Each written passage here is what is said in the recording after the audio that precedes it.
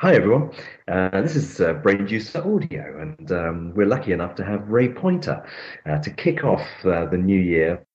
Ray, you've become the sort of king, or is it the emperor of UMR? You know, you put on a fantastic festival and a completely online conference, which ran at least 36 hours. I couldn't quite work out round the clock, round the world, a sort of celebration, a festival of new thinking, of new market research, and I thought it was just brilliant. I mean, we participated a little bit, but go on, tell us about that. Tell us about UMR. Tell us about what 2011 and this decade is going to be.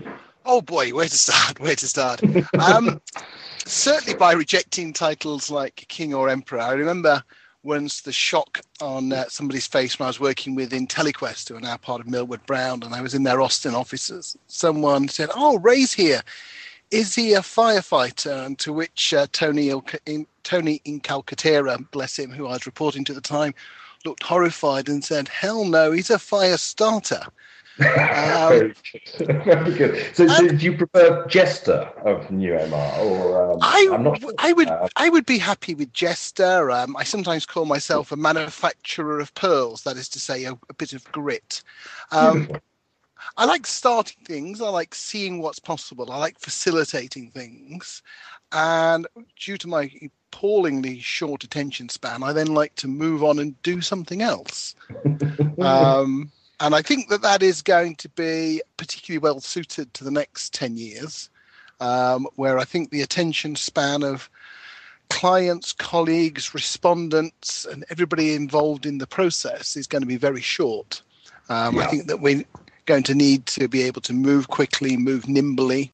And the festival, I mean, of being a fire starter, I mean, no one has ever done this before, and you did it. And I remember you saying when we were chatting just before it, or I think it was halfway through, you were going, I think we may have bitten off more than we can chew. But you did it. I mean, you pulled it off.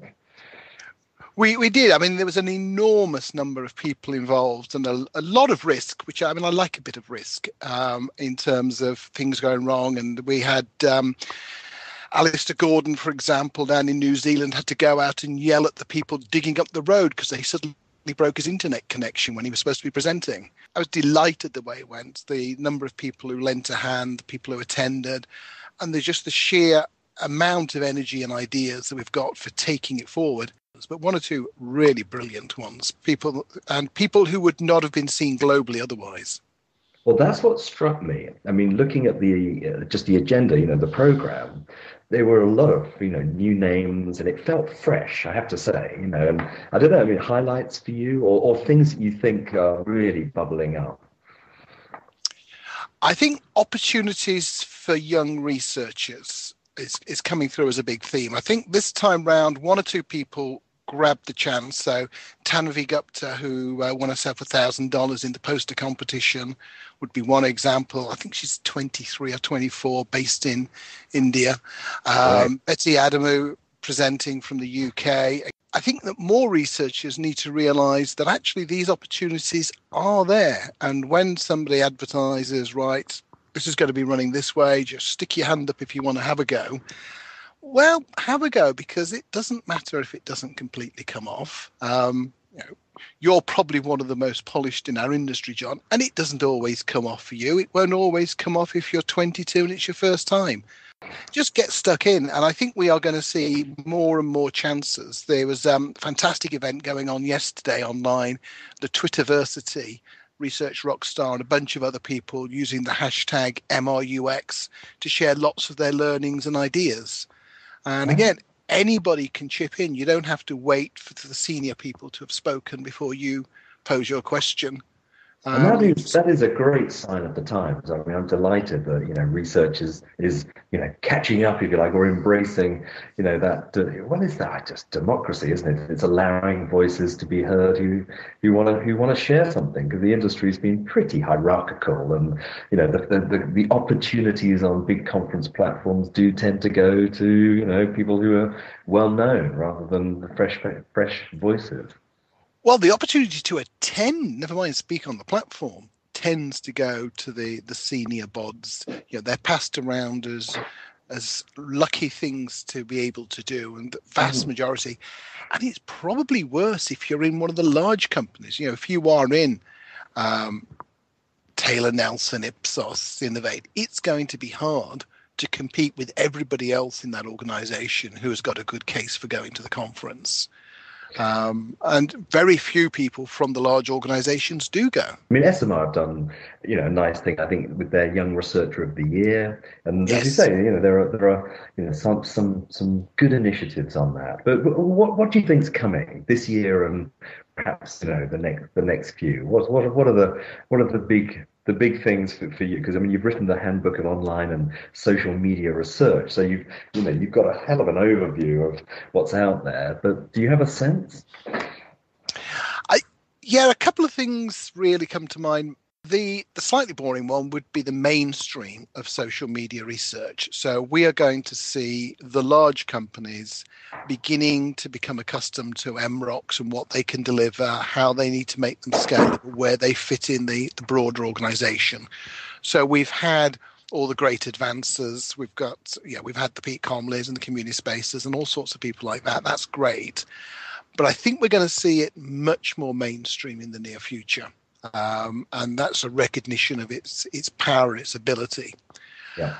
The other end of the boring spectrum is that I think the industry is going to grow up about convenience sampling. And I think that we're going to see fewer and fewer companies trying to claim that their panels are genuinely representative, that they can use random probability sampling, and they will start to embrace the alternatives. Prediction markets is one of those, which is not predicated on random probability sampling. So we're going to get some growing up going done. One of the reasons for that is that there are two issues really with panels. One of them is reliability and one of them is validity.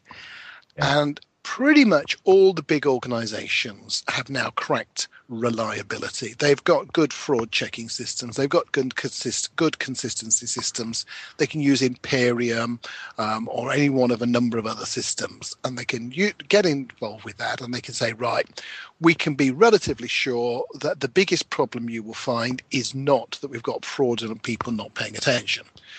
We might be asking dumb questions the wrong way and to the wrong business objectives, and it's not valid in terms of projecting it, but we've dealt with reliability, so it will move off the agenda. Okay. And we'll start to get some grown-up conversations about how to use these methods. Yeah, I think the other theme that I'm conscious of is sort of imperfect data. The world works with imperfect data, and we need to get better at it, frankly, and joining the dots between data and not trying to design the absolute perfect instrument. Well, I'm hoping and I'm pushing for this one. This isn't one that I'm predicting will happen. It's one that I think should happen. Very big difference, which is this movement away from the masculine mania of if you can't measure it, you can't manage it, to the more sort of feminine characteristic of if you can measure it, it's probably not that important. All the really important things you can't measure, not with numbers. And by the time we go through a research process that insists on creating numbers, then we can be sure we're removing the most important parts about what's happening. And Ray, one wish for this year. What do you have anything beyond those sort of predictions? Anything that you would just hope would happen? I would like to see, and I to some extent expect to see, new ideas coming out of China.